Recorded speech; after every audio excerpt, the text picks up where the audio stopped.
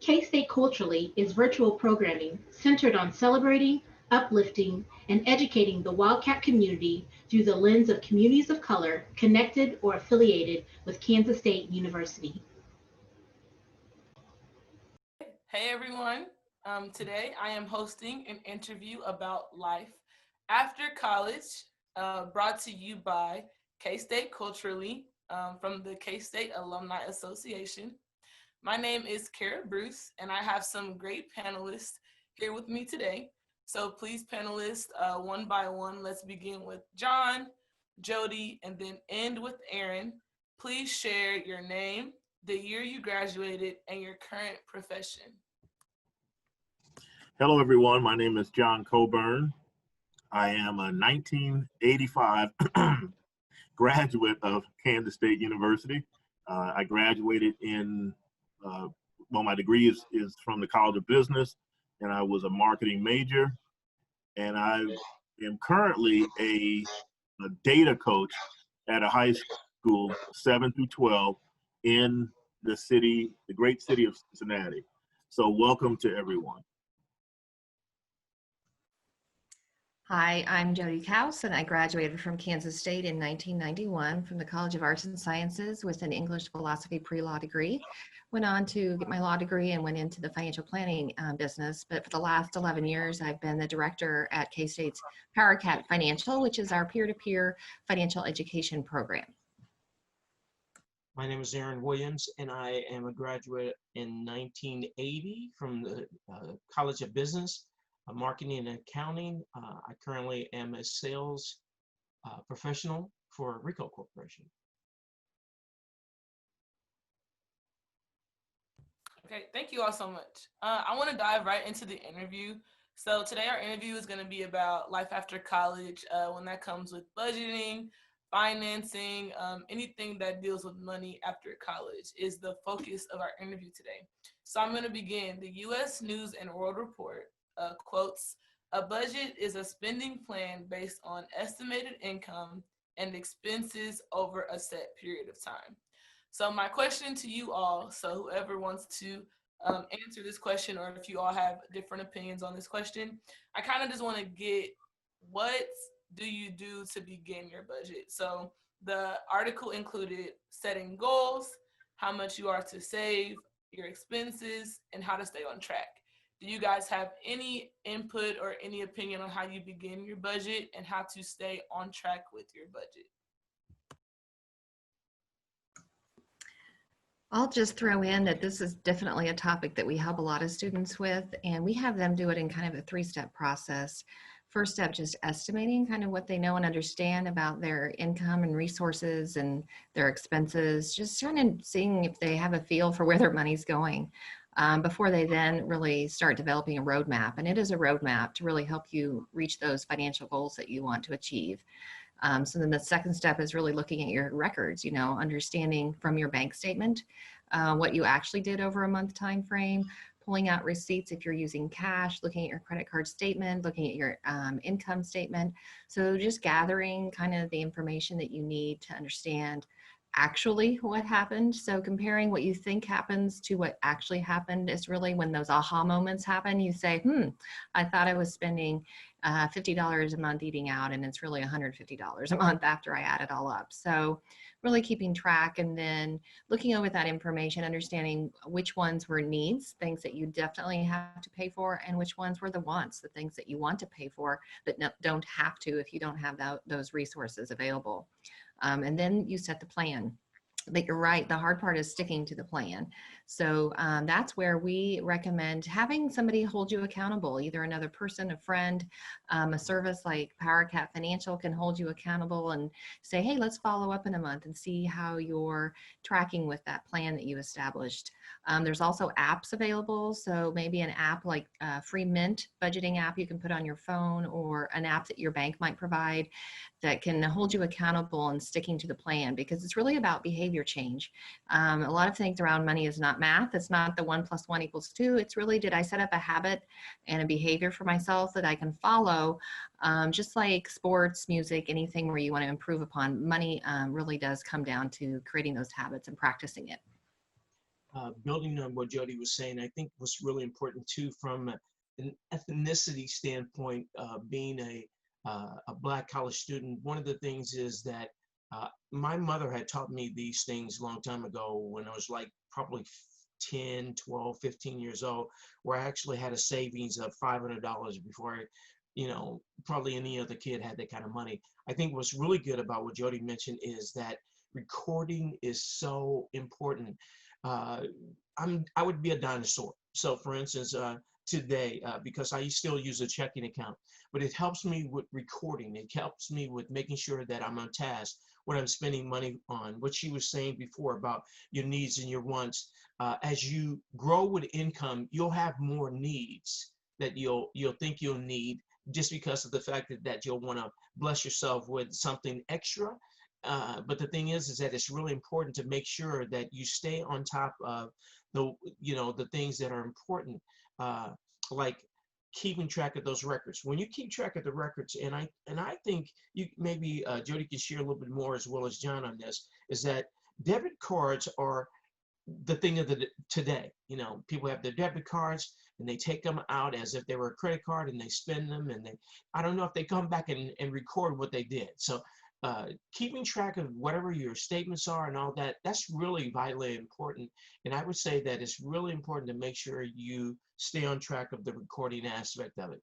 I think once you start getting that down to a pat, I think it's going to help you move forward with making sure that you have the expenditures in place.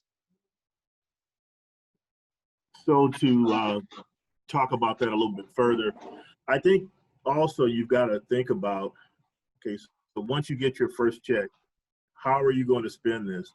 And I've always had the philosophy, and I know this is going to be hard to believe, but you spend 70%. Okay, so if your check is 100%, but you only budget for 70%, then you got to take that another 15% and save that. And then you got to take that 10% and give it away to a charitable organization. Now, I know you're going to think that's impossible, but for the last 30 years, I've been married 35 years. For the last 30 years, that's what we've done. And it's made a huge difference. When you can spend and live on 70% and save the rest, all of a sudden that really that tightens up your budget, but it helps you to even better understand this whole concept of spending and this whole concept of saving.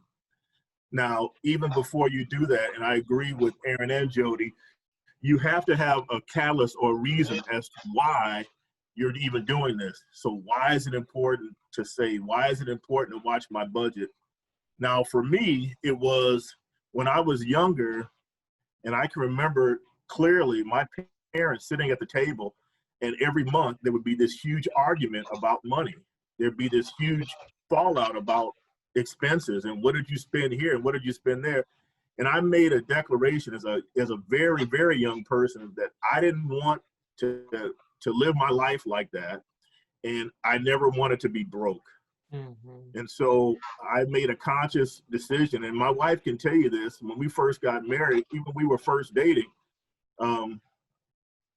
I told her that, hey, we go, if we're married and so forth, this is how I plan on saving. This is how I plan on living. And I can say that it's paid off when you can budget like that. I mean, and to some extent, I didn't even know better. When the company I started working for, they said you could save 15%. I was like, hey, that's a great idea. And I just automatically did it. And then, living off of the 70%, I think that's key. So you're not just spending everything wildly. Yeah, Mr. Coburn, I definitely felt the parents arguing at the dinner table over finances. Like, I grew up with a very big family, so my parents had to overextend themselves several times to make sure that they were finding ways to pay the bills and to feed their kids. So those arguments happen quite often. And so I also told myself, I'm gonna go to college, I'm gonna make the money, and I will not be like quote unquote broke. So it's like I 100% understand like that sentiment of like where your need to save and be financially responsible comes from. And so now I have another question for you all. So when you all began to start like budgeting your money, did it go over well? Did you have to restart several times? Like, can y'all explain that process to me? Oh, I'll take this one. It didn't go well. So I left, and like I said, I've always been great at having money in my pocket. Okay, for years, even as a young person, my dad, he would give us all $5 every 2 weeks, and I was the only one that had like $2.50 left at the end of the the 2 weeks, and I would be waiting for my other $5. So I was the only one, with five of us, I was the only one that could budget like that. But when I left Kansas State, got this first job, I really overextended myself. And these are just lessons that you learn. People were calling, creditors were calling. I was having to borrow money, just all these things. And I was like, man, I just can't live like this. And so I can remember we were living in an apartment. My wife, we were expecting our first child. So we bought a home. I had a home, 2 brand new cars. And I just remember sitting in the garage just crying because I was way overextended. So I had to come up with a plan. So the plan was I was working one job and I'd leave that job. I was working another job because that was the only way I could see getting out of debt and being more financially responsible. And so that's what I did. And then I was able to clean up a lot of things. And I knew better. I mean, I know that, credit cards charge you 26%, 27%. At that time, they had a Sears card and, they were charging, 22, 23%. But I knew I had to get out of that. So the things that I started doing was paying off the ones that I knew I could pay for, and then taking what I was paying on that other one and applying that to the second one, and then cutting up those credit cards so that I had to learn, and that's how I learned. So, and I'll leave you with this. My mother-in-law recently passed away, and she didn't make any more than $25,000 a year. Okay, my father-in-law, he didn't make any more than $40,000 a year. So you add up the numbers, that's about $65,000 a year between the two of them. My father-in-law, my mother-in-law, they always had money. Okay, so if they wanted to take a vacation, they paid cash. If they had a nice car, okay, so now my father-in-law's 90, my mother-in-law was 87 when she passed. They had no debt. Okay, and my father-in-law hasn't worked since he was in his 50s, and she hasn't worked since she was in her 50s. So no debt on cars, no debt on house. Okay, they ended up having a savings, a decent amount of savings. She had a pretty decent life insurance policy. So it's just that they didn't have a lot of money, but they did it right. And so that's something that I have learned, but watching them also, how that made a difference. And yeah, my father, he loved to dress. I mean, back in the 70s and in the 80s, he had the green leisure suits with the green shoes, the rust-colored leisure suit with the rust-colored shoes. He dressed. He went to the Squire shop. I mean, he like dressed, right? But they knew how to handle their finances, and that's key. Because now at 90, he doesn't owe anything. Everything's paid for, and that's been a blessing to us because we're not having to supplement him. Now, one of the things that's different about John's growing up and mine is that my mother and I lived off of Social Security. And so with that, we had no income coming in other than the government. And we were living off of, I would say, anywhere from $500 to $750 a month. If it wasn't for the fact that my grandfather owned the home that we lived in, we probably would not have survived.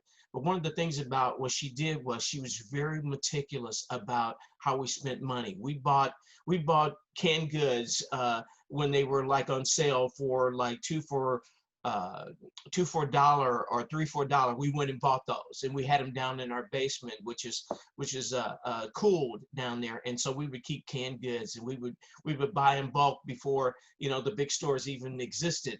And so one of those things that was really important. We also made sure that we wasted no food. I don't know, you know, like when there was no leftovers, because you were making sure that you take care, and you were important. It was important for you to make sure that you took care of the food that was on the table for you. Now, one of the things about what she did was, and before I even went to college, is that I had a benefactor. And that particular benefactor paid for all of my schooling. But one of the things that was really important about what I learned in college is that when it came to staying with roommates and, you know, spreading your money so you can make sure that you can stay in different places, I was the one that took care of all the bills. So when people came, you know, and they said, okay, we got to pay our rent, we got to pay, you know, we got to pay our utilities and all that, we got to go buy groceries. I was the person that did that only because of the fact that my mom had taught me at a younger age to do that. So all my roommates, they didn't worry about any of the bills. I took care of that. I got that done. But what was really intriguing while we were in college is this. I met a young man who showed me how to take student loans, right? I didn't need a student loan, but he told me how to take a student loan. And with the particular student loan, what I did was, he said, I want you to take $2,000 out every, you know, semester. And I was like, why would I do that when I don't have any money? I mean, there's no need to do that. I don't owe anything. It's already being paid for. Well, anyway, he told me, he says, what I want you to do is take this money and I want you to put it in a CD. And at that particular time when I was there, it was 10% on a CD. And so it was a lot of money for you then. I mean, you were accumulating a lot of money.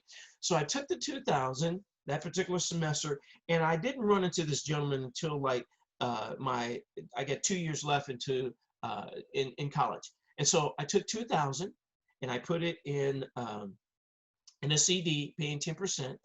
And I took 2,000 the next semester, 2,000 the next semester, and 2,000 the next semester. So I got $4,000 now in this account. Well, no more than that. I got $8,000 in this account. And he told me, he says, whatever you do, do not touch the money. Don't touch it at all. Let it just sit there and don't do anything. Now, here's a clever thing that he shared with me once I did that. He said, remember, you don't have to pay your student loan until a year after you graduate, right? I don't know if that's still the same case or not, Jody, or not, but that's what it was then. I didn't have to pay it back until then. So I had that little free space there. So I took this $8,000 and I put it in there, and over that particular period of time, it grew interest. When I got out of school that year, I took that full amount and I paid it all back. And of course, my credit was outstanding, because here it is, a kid who's 20-something years old paying off of all this money, and now my credit was excellent. So it was a godsend from him sharing that with me, because I would have never knew. And of course, he had plenty of money. This guy was a gentleman that I learned to be a friend with, and was really, really cool. And he shared a lot of things with us that me as an African American wouldn't have never seen at all, or even been knowledgeable about this. But it was a pure blessing. It helped me get my credit established, and it was a godsend. Okay, that's awesome. I have a question though. You said CD. Can you just define what CD is? And when you talk about Certificate of deposit, that's what it's called. Of deposit. And then when you say 10%, is that the interest that you got on your loan? Okay. Absolutely. And so what happens also, they have, and Jody knows this, they have what they call the Rule of 72. And what that means is that whatever interest rates you have, as you divide it into 72, it allows you to determine whether you're going to double your money or not. Mm-hmm. So there's some really, really good things that fundamentally, I think this PowerCat, I would definitely just run over there to Jody in that group and find out about that, because what John and I are talking about are experiences that had happened to us, and each one of us just had a pathway where we had somebody in our life that knew about money. Now, they may not have had a lot of money, but they knew how to make that money work. I'm thinking this PowerCat thing is going to be something that is a total godsend for all of you guys that are there and just want to explore that like you wouldn't believe. And all those things, that certificate of deposits. She's going to know about that whole group is, all those different things that are fundamentally important to you is going to be great there. And then also what happened is, and she just mentioned it just a few minutes ago, and what everyone who listens to this should grab hold to, she's already been in financial planning. She knows what this thing is all about. So I would run over there like crazy. And of course, me and John are available too as well. But yeah, I think that's a wonderful thing. Yeah, I have to second that. To have that on campus is outstanding, because we didn't have something, or at least I wasn't aware of something like that on campus. I had to learn on my own. And so when you're ready to graduate, typically you get all these credit cards, at least they used to send all these credit card applications in the mail.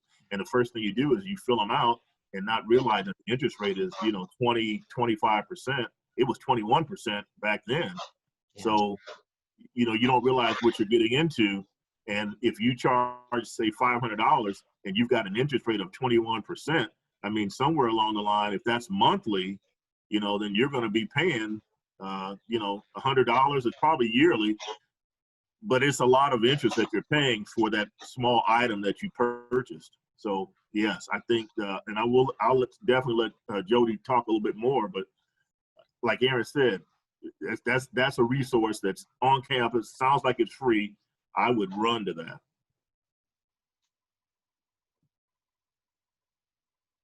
Okay, so I have a question about, since we're on the subject of doing things in school, or like while you are in school, what are some things that current college students can do to prepare themselves for a better financial return? Or what are some things that I can do to prepare myself to begin to save to pay back these student loans in my future?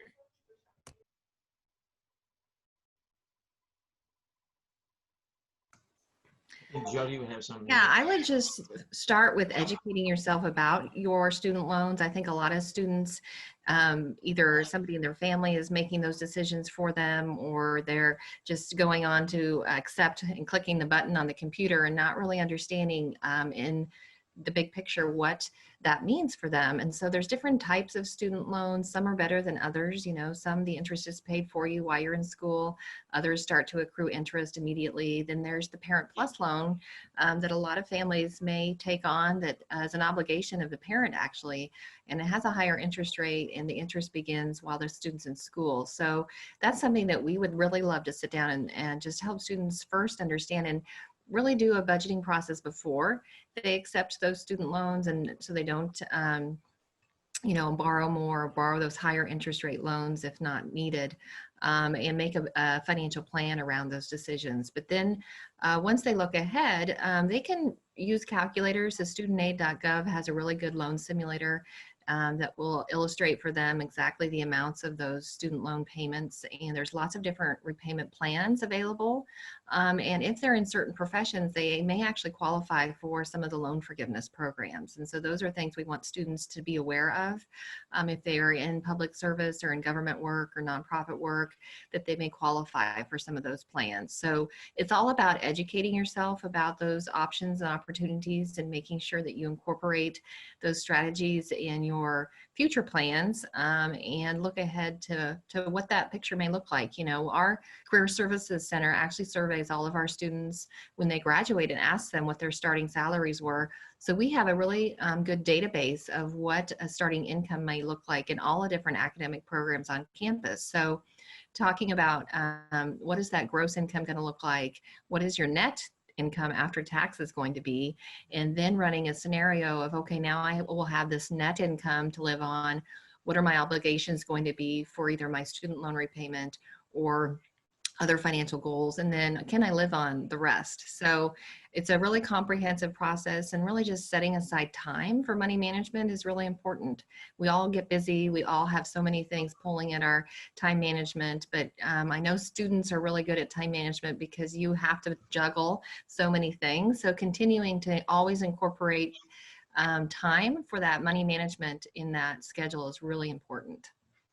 Jody, can I ask you a question? Is there an average that it was for those students when they were graduating, a salary?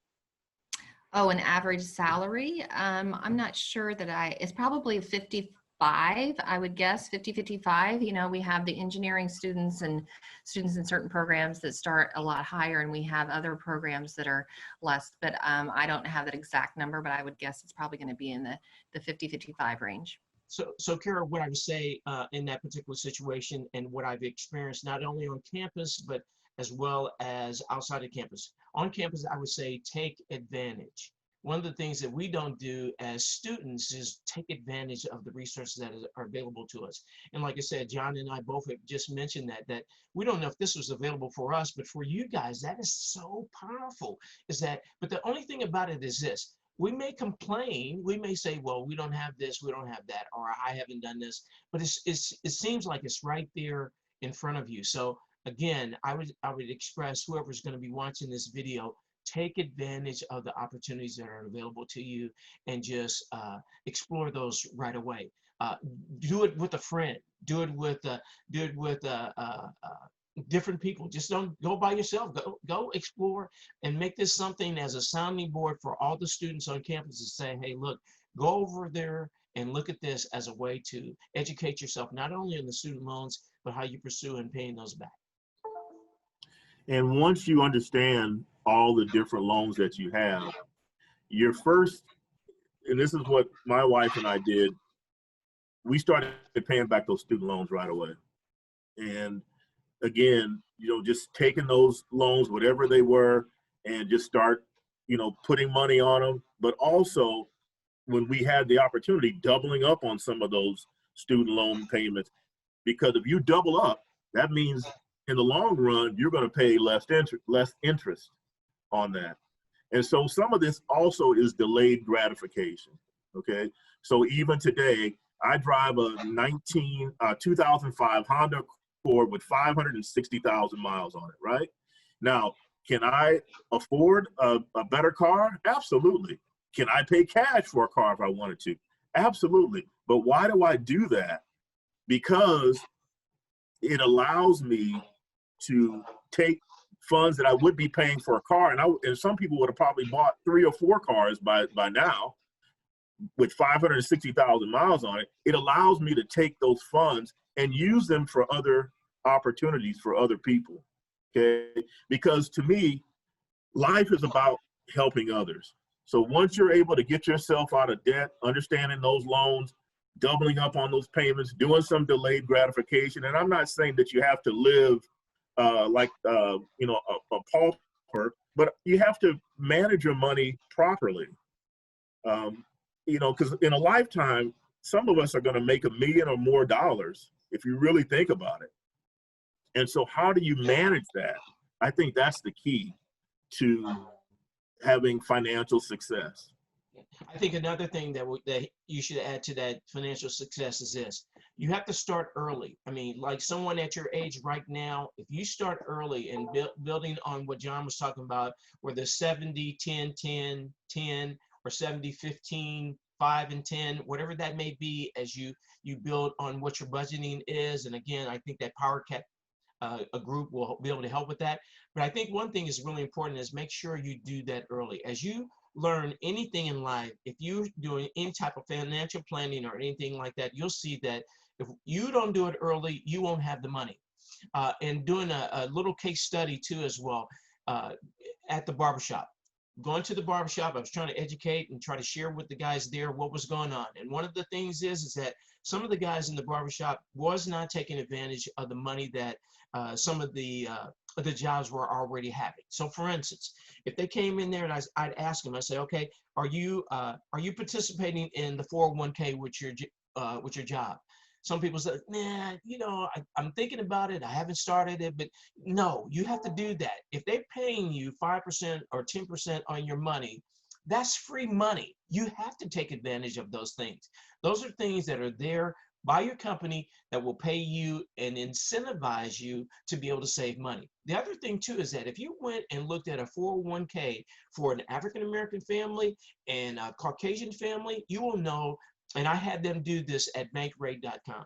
What happened is we found out as we were sitting there in the shop, because, you know, you're trying to educate your fellow brothers and, like John said, giving back.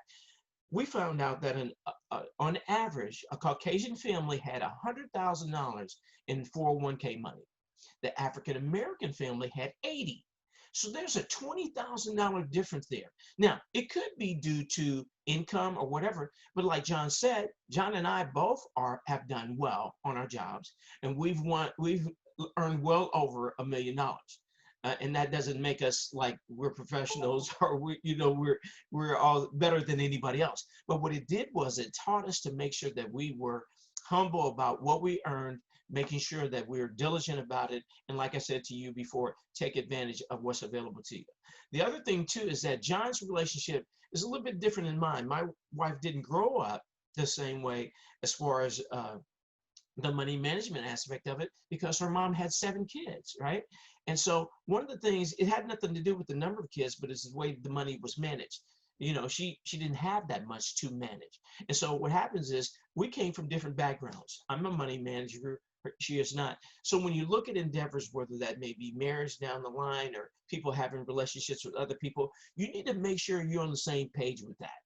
If not, it causes divorces. It causes a lot of issues. So I'm just telling you stuff right now that is fact. You know, if you don't get on top of these things, it will always come back to haunt you. And that's not one of the things that I want to see for you, Cara, or any of the students down there. One of our favorite financial events that we hold each year around February is called Love and Money. And so we do talk about communicating with your partner about financial topics and understanding what your background is and your upbringing, so that you understand if somebody's coming into a relationship as a spender versus a saver versus a giver versus, we have all of these money personalities. Yeah. And so that's a really popular financial event that we host, and we'll do that again coming in the spring. Oh, that's fantastic. Now, is that done on the campus in Olathe as well?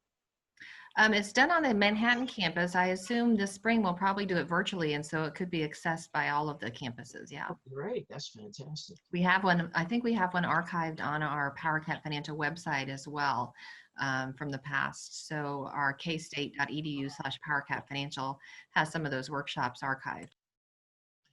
And thank you for that, Jody. And piggybacking off of Aaron, you know, my wife, she did come from a more, she may not agree with this, but I'll say a little bit more privileged background from a financial standpoint. Although she had other issues that she had to contend with a sick mother and so forth. But we had to talk about finances because, you know, I was real strict because I didn't grow up with any money. I mean, like I had to work. I started working at 12. I can remember painting houses at 12. And I even when I was at K-State, I worked at the library, and then a lady that worked at Kansas State, my boss, she had a farm, and so we'd go down to the farm, and I'd work down there, and she'd pay us to do jobs, odd jobs down there. So, but my wife and I, we had to talk about finances, and it was good that we were able to do that. Now, and Aaron knows this, I'm cheap, okay? Now, not everybody has to live that way, but I am. And, you know, but you also have to negotiate that with your spouse, because I do things that my wife is like, no, we're not doing that, or I'm not doing that. So if I want to drive somewhere, she says, look, I'm flying. Okay. So I have to respect that. But one of the things that I did that, you know, she told me don't ever do again, I took a tea bag with me to the restaurant, and I had the server pour me a cup of hot water. And then I took the tea bag out of my pocket, and my wife was like, don't you ever do that again. Yeah. So, you know, you have to kind of gauge things, you know, with your spouse, you know, the do's and the don'ts. And that is important, because like Aaron said, and like Jody's saying, hey, you know, marriages end in divorce because of finances. So you want to make sure that you're, you know, both at the same level, communicating the same, how the finances should be spent. And one of the things to build on that, Cara, when I came back to K-State, I was recruiting on the K-State campus, and John was one of the people that we hired. And one of the things that we were looking at is not only grades, but we were also looking at some of the extracurricular things that people were doing outside of student activity. So those things are always important. All the different things that you guys are doing, like I said, taking advantage of what Jody has in front of you, all the different things that we experience, it's really, really important. And again, like I told you, when you look at that gap of $20,000 between ethnicities, it's really important that we take advantage of that, you know, and we get in front of it. Okay. Okay, this is a great conversation, but I have some really good questions for you all. So I gotta keep it pushing. So I want to ask you all, what is the importance of a high credit score? And what does that look like for people with high credit scores and for people with low credit scores? And how do you build your credit score? So that's a lot of questions at once. So whoever wants to begin. Yeah, a credit score is a measure of your financial capability to manage debt, credit. You have to actually use credit to build a credit score. So a lot of students are what we call credit ghosts. They have no credit history. They haven't had a credit card, a student loan. So there's nothing for a lending institution to be able to make a decision about them. So at some point, it is beneficial to start working towards using credit well so that you can build some credit history. So in the future, if you have a higher credit score, which should be something in the mid 700s and above, a perfect FICO credit score is 850. The higher the credit score, the better financial opportunities you will have for if you need to borrow a mortgage loan or a car loan. You'll get a lower interest rate, which will then cost you less money.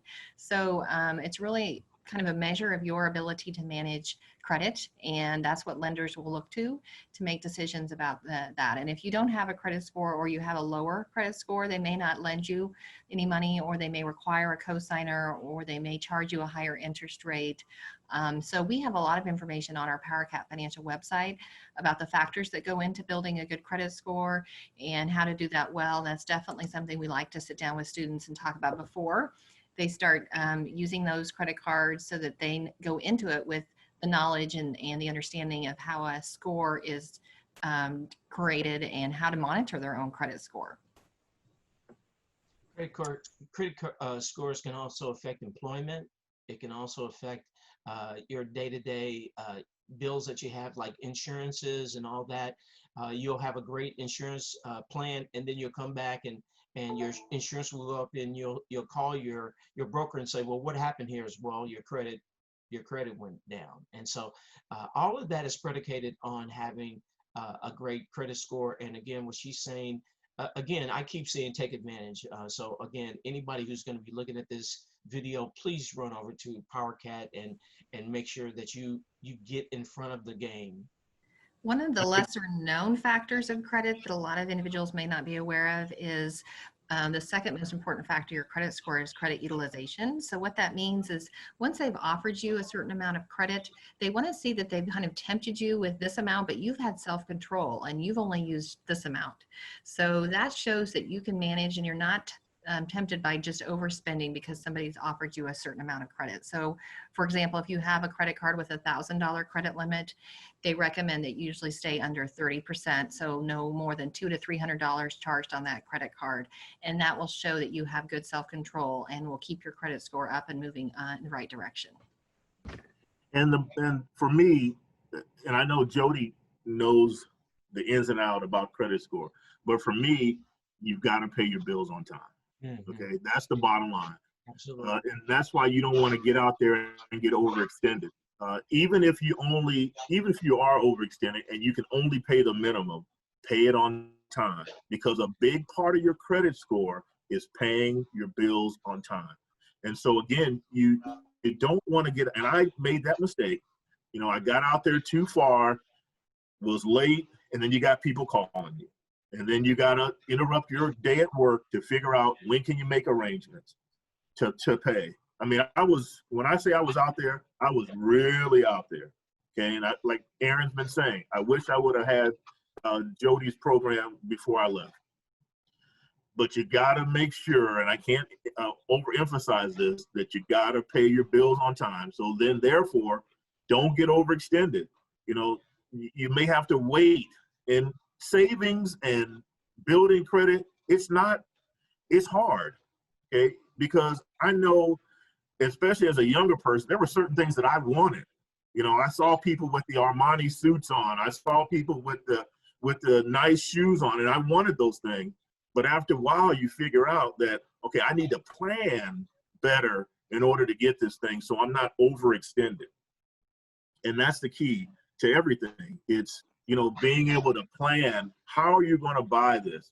How am I going to save this so I can, you know, either save this and pay it by cash or do some terms that, because what I did a lot of times was if they were offering 90 days same as cash, I took it, but I made sure I had a plan to pay it back.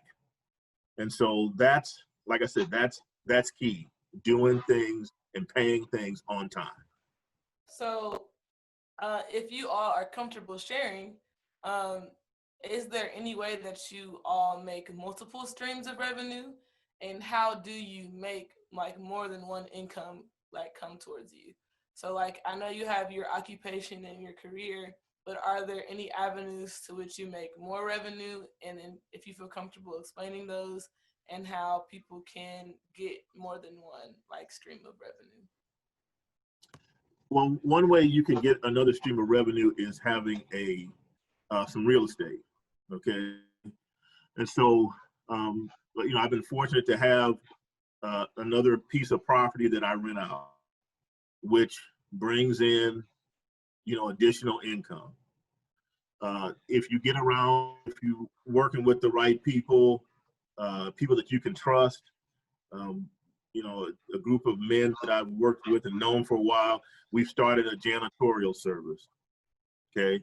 And so that's another stream of revenue, and it's slow. The janitorial service is slow, but that revenue is slowly starting to trickle in. And so you just have to, maybe you won't do a partnership with someone else, but if you can have a piece of property and that you can manage, I think that's a great way. And also the stock market's another great way.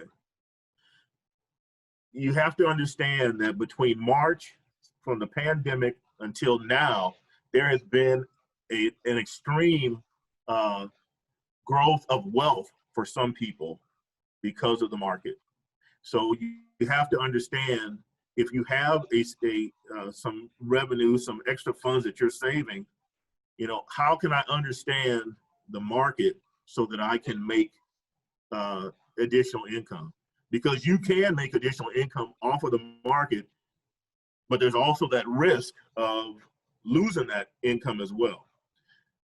But there are ways to, you know, become financially stable utilizing the stock market.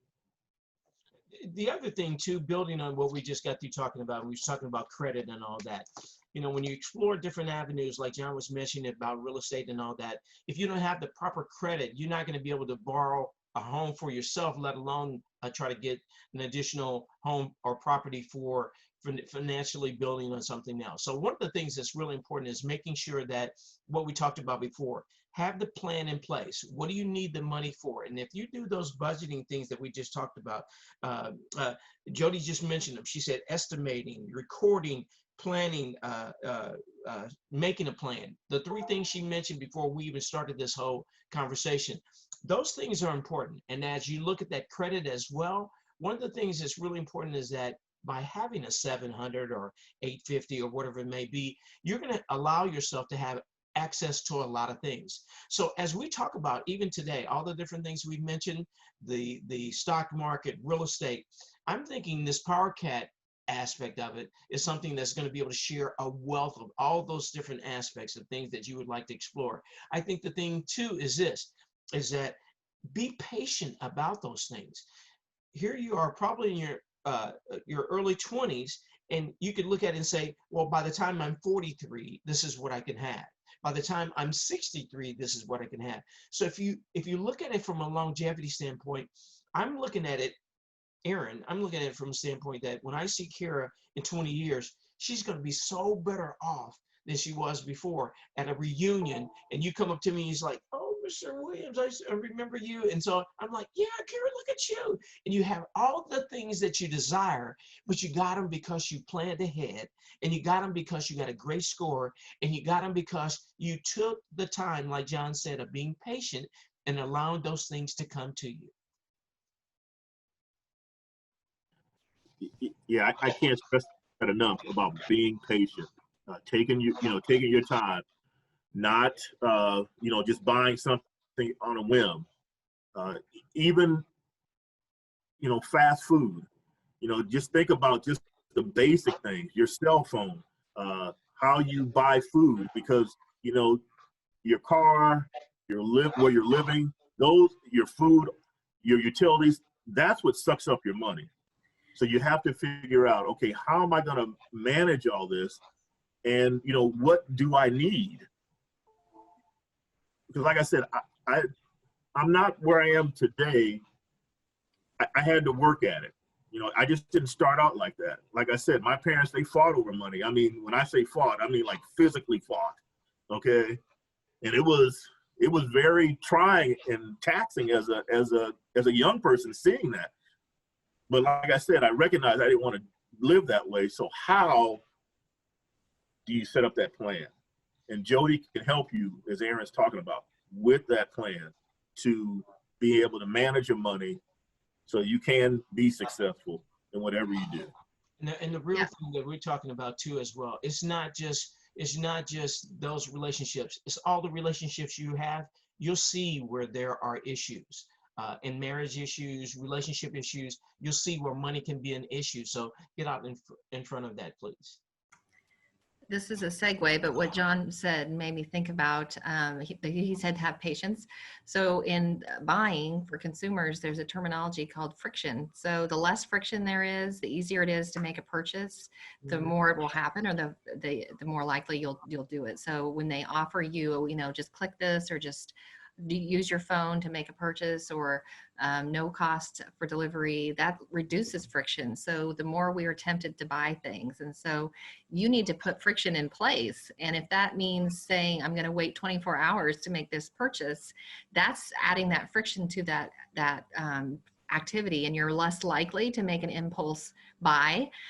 So that's a really important concept to keep in mind as well, now that we have all this technology where there is very little friction between us and making those purchases.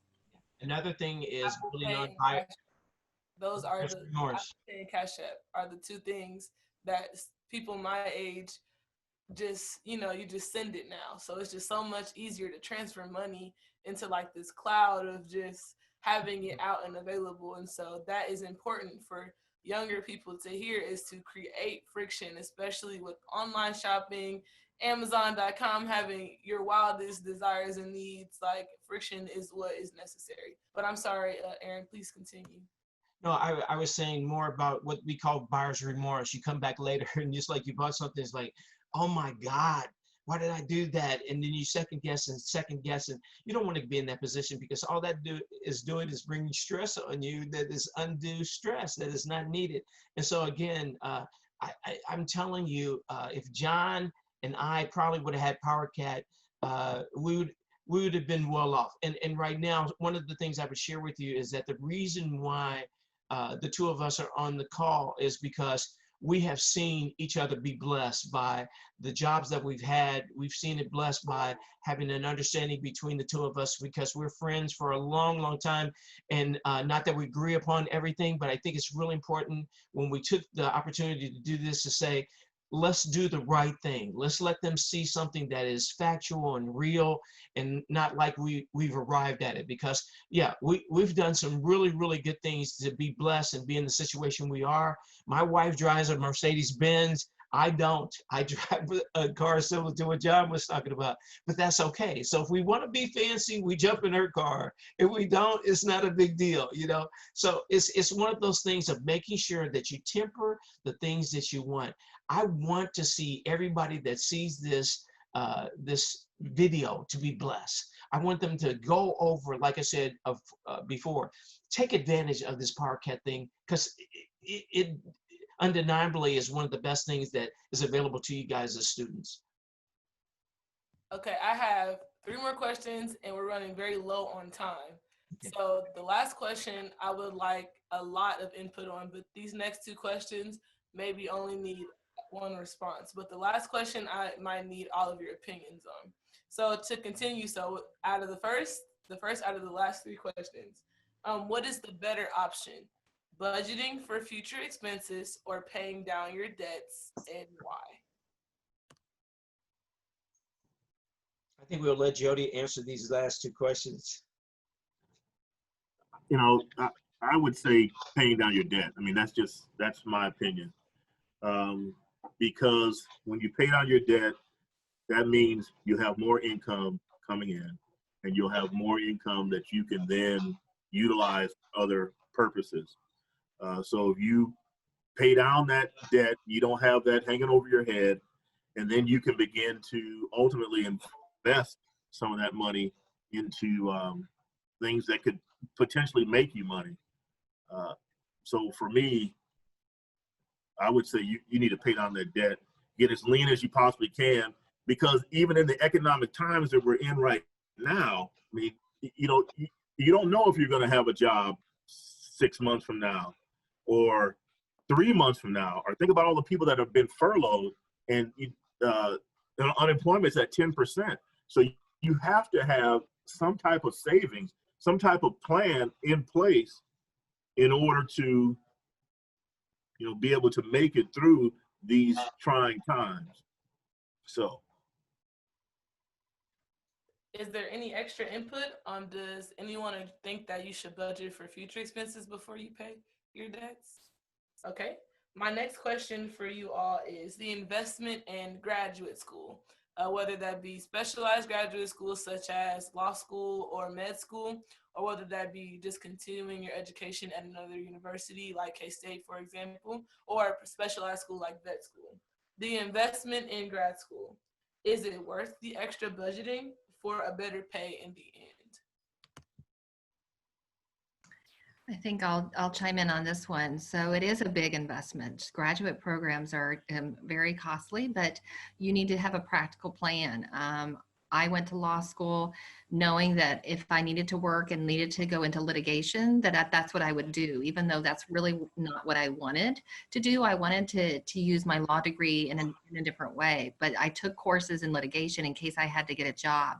So I knew that the investment in getting that degree was going to require that I commit to a certain path of earning income to repay those student loans that I was going to have to take on. So you need to go in with your eyes open and understand the full cost and look at the investment that you'll be making through those student loans, and make sure that you have a plan of how you're going to repay that debt afterwards. And so it's a very serious commitment, but I think for many professions, it's necessary to have that additional credential.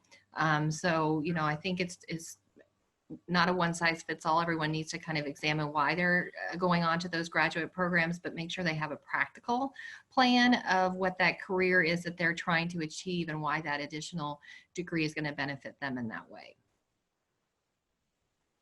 I should mention graduate students don't qualify for some of the types of loans that undergraduate students qualify for. So you're going to have higher interest rate loans, and no subsidized loans are all going to be, for the most part, unsubsidized. So it's a really different ball game. And so that's where I really recommend students that are thinking about going on to those programs to meet with us, and we can review and make a financial plan of how that might work for them. Yeah, also, I'll be real quick. If you're with a company, sometimes companies will pay for you to go to graduate school. They'll pay for your education. So you got to, again, it starts out with a plan. What does that look like? Will the company, if I'm here X number of years, will the company subsidize my graduate work? I like getting people to pay for things other than me. Thank you for that, Mr. Coburn, because I'm interested in grad school like Ms. Kaus. I wanted to go to law school, so understanding the burden of like taking out maybe some more student loans or figuring out how to pay that's really helpful for me. So for my final question, this is something that I've struggled with, coming from a really big family and income being very short and paycheck to paycheck. I've just never really felt like this is just something that's true, especially when you have to take care of people around you. But there's a stigma around lower income people that that the reason why they're still lower income is because they waste their money, they don't use it wisely, and they don't budget. So do you all believe that people that have lower incomes can save themselves out of poverty? And I want y'all to think about systemically how Black and brown people are harmed with generational wealth not being there, and with unemployment being so high in Black and brown communities. Do you believe that people can save themselves out of poverty? And if not, or if so, what does that look like? I'll go first. I think one of the things that's really important is, yes, it can. Again, we were just talking about it a few minutes ago where I mentioned that I was raised on Social Security. That's no money at all. It was less than $6,000 or $10,000 a year. That's how much we made to live off of. And again, my mother would can foods, and we'd buy in bulk, and we'd have all these different things.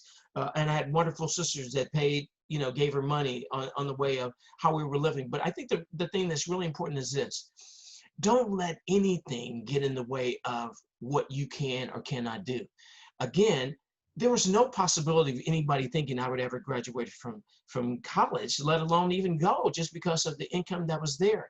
I think the thing that's really important about all of us, brown or Black, or however we want to look at it, is this, is that you have to have a plan. You also have to be really cognizant of the fact that you don't let anybody say what you can or cannot do. That's the number one thing. Number two is this: once you have that plan in place, you have to be really cognizant of the fact that if you don't follow the plan, it's not going to happen. If you veer off the plan, it's not going to happen. So when John was talking about being diligent and making sure, just like you were diligent about going through and getting your undergraduate degree, and now you're contemplating whether you were going to do your master's or not, that took some diligence. Nobody gave you anything. You had to stay there and study and take long hours and all that. Nobody gave it to you. But that survival aspect that you did, you want more, Cara. You know that there's other things in life that you can have if you explore those things. So as I say, when you look at this, it's really important to make sure we as a people, first of all, get educated. If I were to ask you, are your parents educated about money? You can tell me yes or no, right? But even if they're not, we need to be. That's the reason why I keep mentioning the Power Cat piece. If nobody else, if other students are looking at this, you need to be educated. The first thing you can do to help yourself is go to the Power Cat site location, or go over there to the campus and get educated. If you don't, shame on you. Shame on you, because it ain't going to happen through osmosis. It's not going to happen except through hard work with a plan and be diligent. Once you do that, I'm telling you, I don't have to work anymore if I don't want to, but I still do. All right. And I got a very nice 401k or pension or whatever. And so that was a blessing, only because people that are my color told me, look, this is what you have to do. And they weren't very nice about it. They were actually stern to say, hey, look, Aaron, you and John, you better get your act together. If you don't get your act together, you won't be working here with us, and you won't be having this. And so it wasn't like somebody was sugarcoating it for us, because they weren't.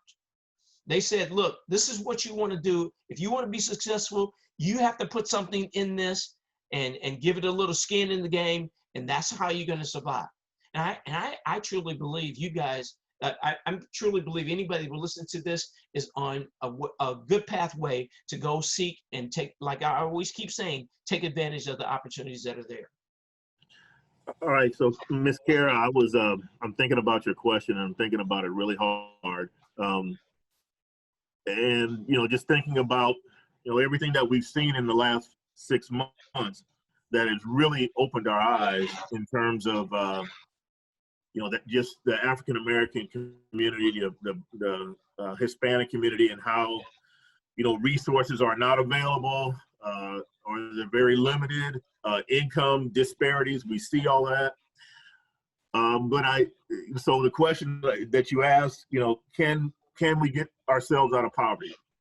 People that are in that position, can they get out of poverty? I would, like Aaron said, yes. But here's the thing, is that you have to be educated. So, and what do I mean by that? Just take advantage of different opportunities that come along. Okay, so maybe, for example, reading, taking the time to read. taking the time to use all the services that are on campus, whether it be PowerCat or either study abroad. Just try to get as many experiences that you can. And so experiences don't necessarily have to be you opened a book and you're reading it, but you're just taking advantage of all the different experiences that are out there to try to broaden your mind and then broaden your base so that you can move into a different position, or you can see how it's possible. I'm in education. I think a lot of times kids can't see what's possible, and we have to make it so that students can see what's possible, because once we can see what's possible, then it's endless. I think about my wife, and she always tells this story about, they didn't have, obviously there were no computers when we were coming up, but our mom always read to her, and they had these encyclopedias. And so she couldn't go to London or she couldn't go to France, but they would sit down and they would read the encyclopedias, and they would imagine, that they were in these places. And so when we had the opportunity to go and actually go to these places, she was like, this is what my mom read to me. This is what she said was possible. So you can never let those dreams or those possibilities go by the wayside. You've got to use all the resources and take a chance. I think that's a lot of it. Opportunities come along, take a chance. My wife, she studied Spanish. She got a job in Puerto Rico, and she was like, "Do you want to go?" And I'm like, "Yeah, I want to go."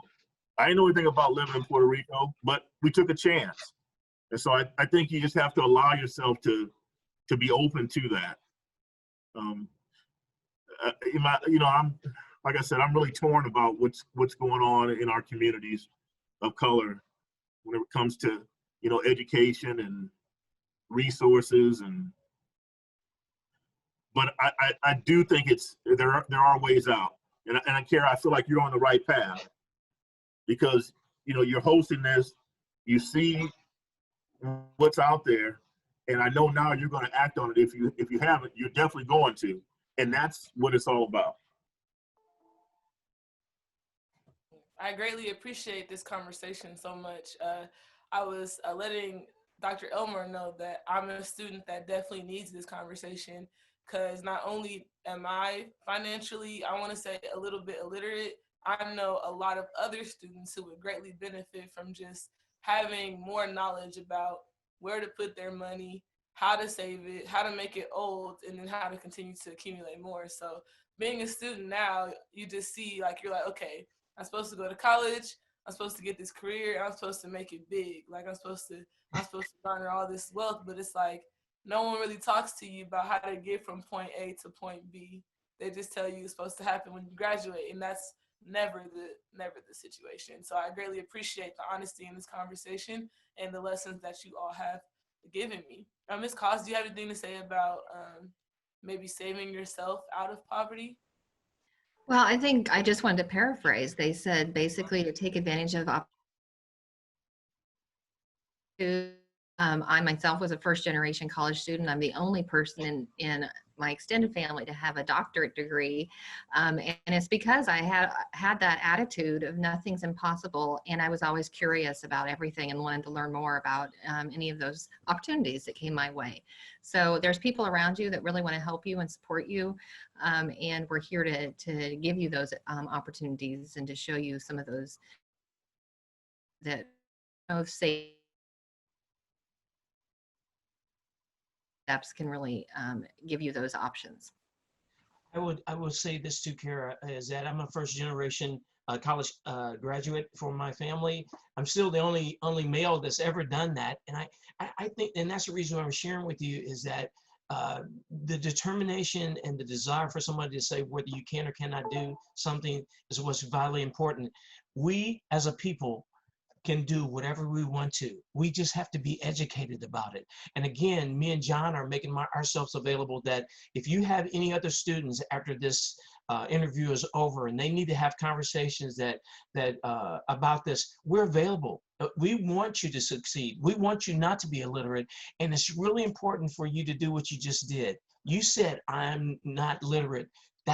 I'm illiterate at it right now, but you won't be. And that's the starting point. That's the biggest starting point. And you'll be blessed. You'll be blessed by making sure that you take advantage of those things that are available to us. And me and John, we've seen the dynamics of that. We've won trips to Hawaii. We've won trips to overseas, different places. I mean, places that we would have never thought we would have been able to go. And I've been to Hawaii 6 times, just on trips that I've won. What you were talking before about being in law, going to a law firm and having them pay your way for the master's degree. My wife has a doctorate degree as well. And so and we came from small backgrounds. We didn't come from privileged backgrounds. We came from places where we had to push each other and all that. And I, like I said, I could see you as well as thousands of other students being available and affording those opportunities. But I would start right there where you are. And like I said, me and John will always be available for you guys. All and right? so I think about my dad, and I'll make this quick. My dad was about 48 years old when he decided to go back to school. Okay, so there was 5 kids, my mom and dad. My dad, he was in the military. He did 2 stints in the military, and he had a job at the post office, but it wasn't making ends meet. So he went back to school and got a degree in electronics back in the 70s. And so that was kind of unheard of, so he could work on electronic equipment at the post office. But I just remember him sitting at this table and just working with the slide rule. Now, I know I've dated myself, and you got to look, no one's ever used a slide rule, including me, but that's how they did mathematics back then, okay? And so he took calculus, he took differential equation, he took all of these courses to get his junior college degree in electronics. And so I'm saying that because it's never too late. You have a goal, you have a desire, take advantage of it. Don't let anybody tell you, no, you can't do it. Or, you're too old, or you don't have the grades to do it. You can, if you put your mind to it, you can make it happen. Amen. Okay, everyone, thank you so much for today, for this interview. I know that people watching are going to gain a lot of new information that they needed to hear. And I know that a lot of people benefited from this conversation. And so to everyone watching, please go check out more content on K-State Culturally. So go to the K-State Alumni Association page on Facebook, and you can check out more content on K-State Culturally and see more interviews about life after college and any more information that could benefit you while you are in school or even while you're out of school. So thank you to Mr. John Coburn, Ms. Jody Kaus, and Mr. Aaron, what's your last name? I kept writing it down.